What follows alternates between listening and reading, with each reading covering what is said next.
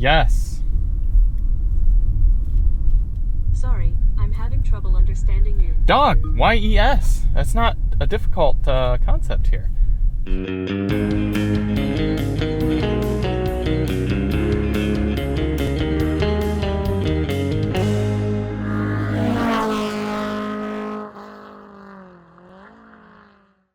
Hey everybody, it's Charlie from Daily Motor. Today we've been out driving the all-new 2022 Lexus NX. Gonna be 100% honest with you all watching. I have been shooting all day. I've been shooting with the Topher, shooting with Winding Road, shooting sound system demos, all this sort of stuff. It's about 100 degrees out here in Phoenix, and it's about 3:30 in the afternoon. So I've been going most of the day. So y'all are gonna get a real chill and candid review. I wasn't even sure I was gonna have time to get Daily Motor driving review footage of the NX, but it's working out. So this is the top dog. This is the 450H Plus. So it's the plug-in hybrid. It's essentially the RAV4 powertrain in the Lexus NX, because the NX is essentially a Lexus RAV4. I mean, it's got its own platform and everything, but for all intents and purposes, it's a RAV4, much nicer. I'm actually really excited about the NX because I think this is a great vehicle to recommend to people. It's just the right size for so many people. You can fit 5 adults if you need to, 4 adults comfortably. You can put rear-facing car seats in the back. It's safe. It's decent looking now. The last time we had an NX, I said the 3 things it needs to fix are the powertrain, the looks, and the infotainment. 2022 refresh, they've done all of it. Looks more like a Lexus LS or IS now. Headlights look better, grille looks better, the proportions look better, the infotainment is flippin' sweet.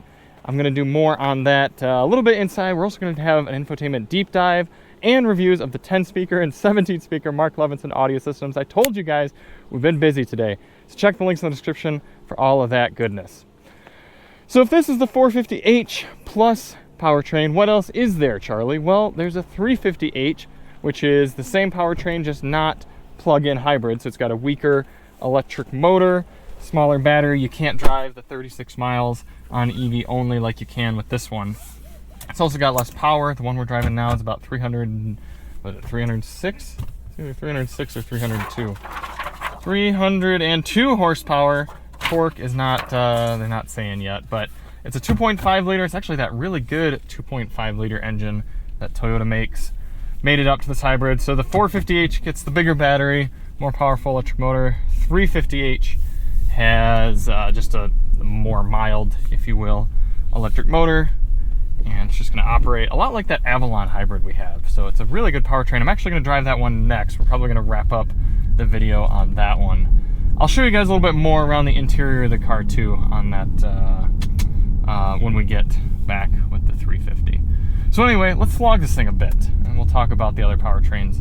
Got a few different drive modes, sport, eco, normal, as well as a few different EV modes, EV only or hybrid. If you want all your power, sport mode, hybrid mode, and then you can drive it fast. It's a heavy car, and it's not a sporty car. This isn't even trying to be. It's not in the F Sport package. So yeah, it'll go faster than your standard luxury crossover, but I mean, I'd much rather be in an actual sports car out here. But I don't know, you can drive it fast. It's the main thing is not necessarily the power that the car is making for sporty driving. For me, I think the power is more important for just making somebody feel like they got a premium product in their luxury car. I mean, you got to pony up at least 55 grand, I think actually 56 grand after destination to get the plug-in hybrid powertrain. So people, if you're spending that much money, you want to feel like you got something for it, right? And giving it that 300 horsepower helps make that be the case. But my goodness, even flogging it like this, the chassis is great, and the suspension is so good. It's almost a shame we're out on these really good roads in the Phoenix, Arizona area, because I want to get this thing back to Michigan and see what it's like driving it on our crappy roads and see how the suspension does there.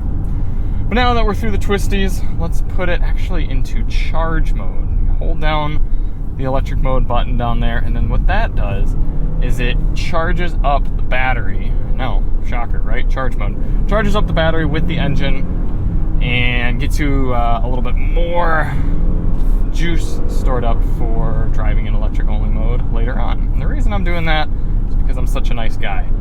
Somebody else is going to want to drive this after us, and they're going to want to experience it in electric mode, as it should be, and I don't want it to be totally juiced out for them when we get back, so I am driving it like this.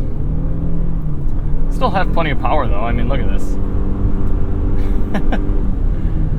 It's, even in charge mode, it's not lacking. Oh, I like this car. I do. It's comfortable as heck. It's got really nice materials, as you would expect from a Lexus. 14-inch optional touchscreen in this one. It's not just large for the sake of largeness. It's large and functional and straightforward to use.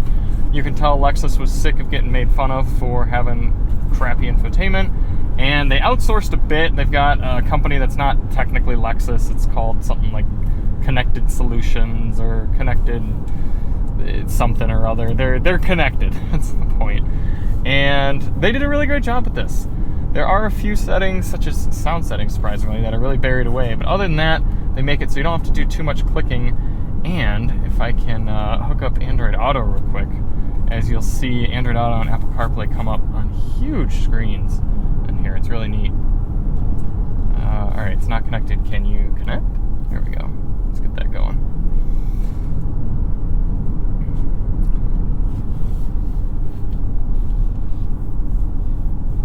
You also got this rear view mirror that turns into a camera. That's useful. You have a really neat 360-degree camera around the car.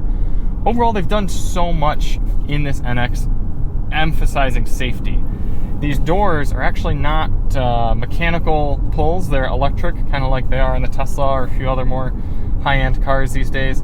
So when you press this button, if, say, a biker or another car, say you're parked parallel on the street and another car were coming up on you, and you press this button to open your door because you're an idiot and you weren't paying attention looking out your mirror, it won't open. It'll yell at you and say, whoa, whoa, whoa, there's someone there coming, and if you open your door, they're going to blow the thing right off and it's going to be a lawsuit. So it warns you, and if you hold it 3 seconds, it'll still open. If the battery's dead, you can pull this mechanical release. Of course, they weren't going to do it and not give you a mechanical release, so you stupid.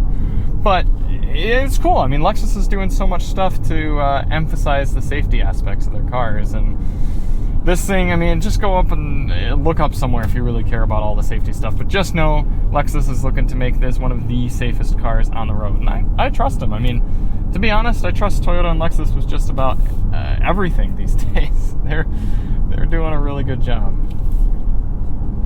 You got your heated and cooled seats. You got 2-stage heated steering wheel. You got heated seats in the rear if you want to pay for it. You also, hopefully the 350h we drive after this, but it's pretty cool. You can do power folding second row seats, so fold down and fold up.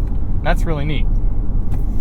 Lexus is also going all in on their voice control. So if you go, hey Lexus, turn the fan speed up to 3. Setting the fan speed to 3. It's got those voice controls. To be honest, I really don't ever use voice controls for anything other than navigation. So let's see how well that works. Hey Lexus, navigate to 555 Main Street, Chicago. I found Island House. Would you like to go now? Sure. Calculating route to Island House. It went to New York instead of Chicago, so I don't know if that's a good thing or not, but to be fair, I was just guessing a random address anyway, so, it does work. You can definitely tell. Route guidance. Okay. Okay, Lexus, cancel my navigation.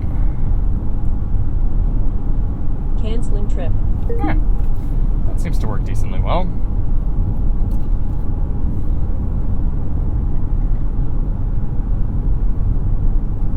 I'm also glad they kept the volume knob. I was really worried when I saw this huge screen. I was like, oh no, they're going to go the way of everybody else and get rid of the knob. But they didn't. They kept it in, so that's good.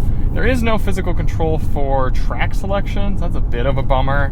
But technically, you can just go over here, and then you can skip through your tracks. Where I find that more annoying is an actual real-world situation that happened where my passenger was wanting to change radio stations all the time because they're picky, and I was using the navigation. So say your passenger wanted to change radio stations now, they'd have to click here. That's one click.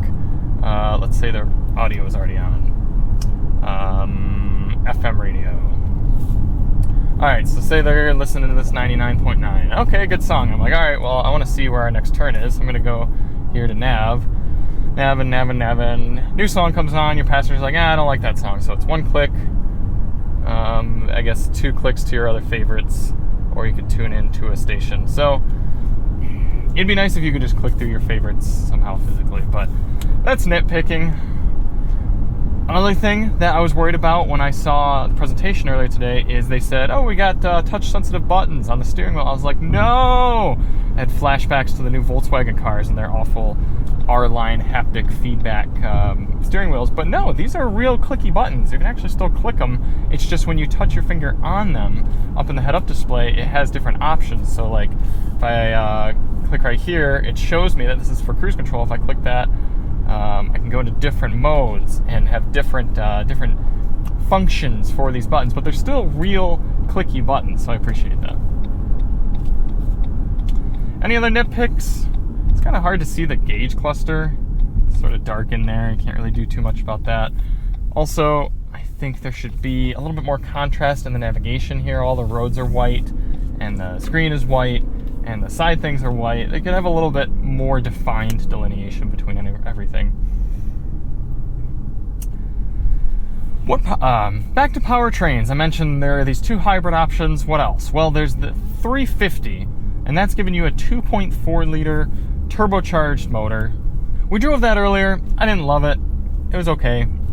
It's going to be the volume model. It's going to be what most people buy, but I'm really excited to drive 350h here in a minute and see if that's the way to go, because it's actually cheaper than the 350 by $500, and it's going to be better fuel economy. It's going to have similar power.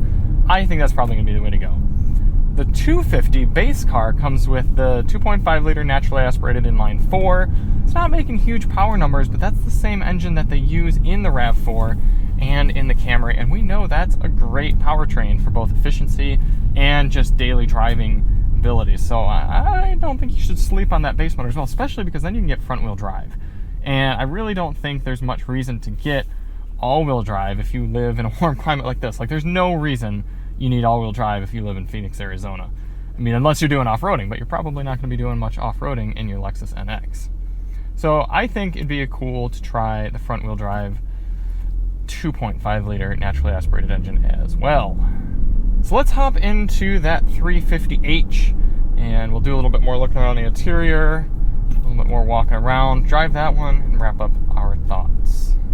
Here we are with the 350h, and not off to a great start with it because the sound system is actually broken. Take a listen to this. Whoops, not that. That's going to be copyrighted. Sources, DM tracks.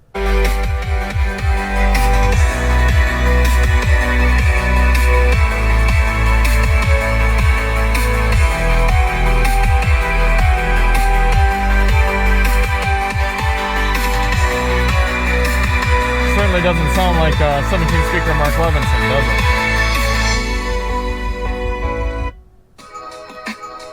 it? It sounds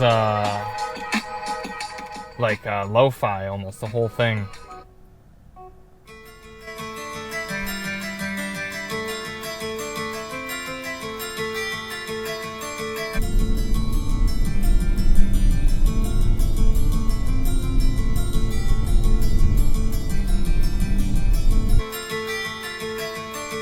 Anyway, the main reason I know it's not working properly is because I drove a Mark Levinson car earlier and it sounded amazing. So, anyway, let's hop out and take a little look at it.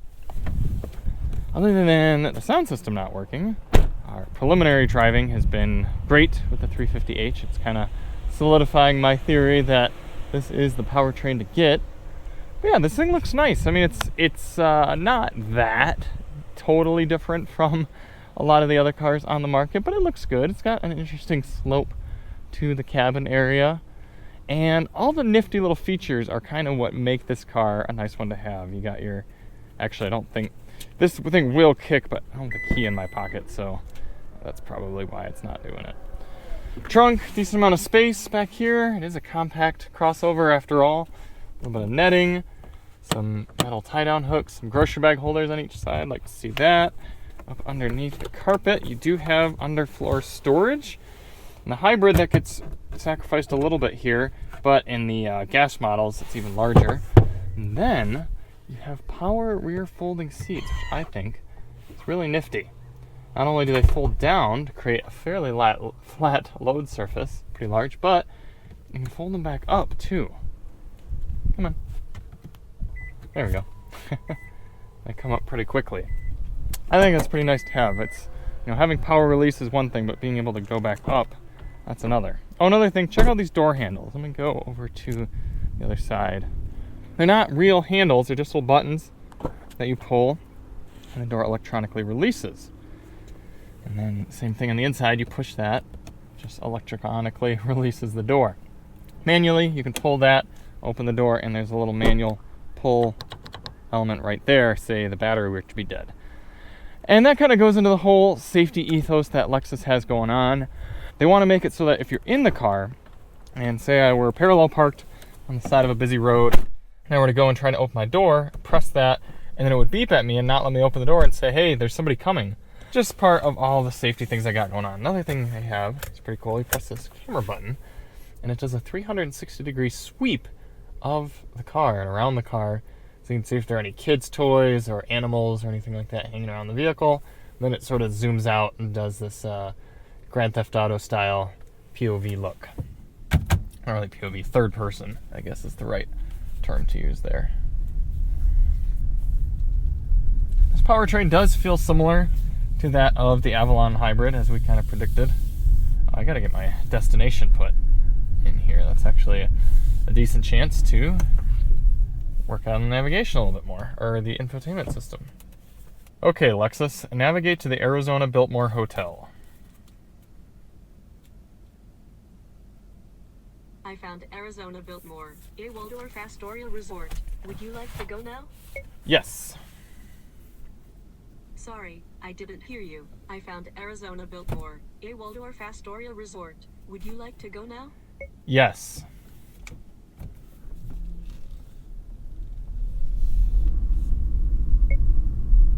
Yes.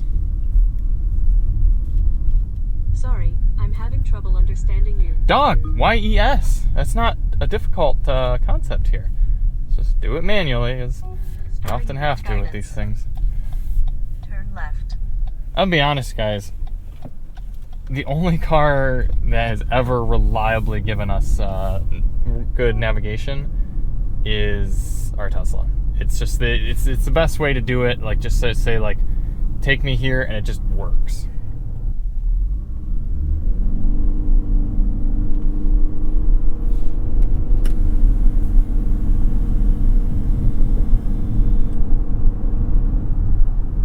So as long as you don't mind listening to that 2.5 liter spool up to run and pull the single head, like I said, this powertrain seems pretty good.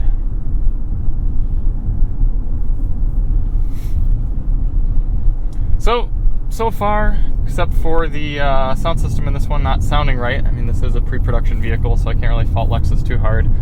Other than that, the NX is definitely a win for me. This is an easily recommendable car to so many different people. And honestly, if you're in the market, if you can swing it, that sort of pricing, 50 grand range to get everything you want, it's a great choice. And I think this 350h would be the powertrain for me.